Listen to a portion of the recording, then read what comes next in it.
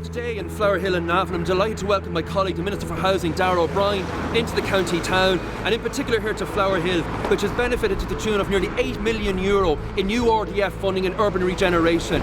Just last Friday, our draft plans for this area finished on public display, and it's an opportunity now for us to kick on and actually achieve what we want to do in terms of new housing, in terms of renovation of streetscape, and in terms of creating a very exciting riverbank walk from here all the way down to Blackwater Park. Minister, you're really welcome. I'm glad to see us here today in town, and for you in terms of Fianna Fáil pushing urban regeneration as well. You know, this project can be an exemplar for the rest of the county, Shane, to be honest with you. It was a really good application. That's why we made sure that, as you said, nearly €8 million now for regeneration of a very important site here in Navan, so that people can regenerate this site for commercial, for residential. That's what it's about. And Fianna Fáil have been very clear in the programme for government about the absolute priority for our towns, for our regions, to make sure that we regenerate them and improve and unlock the potential that is there.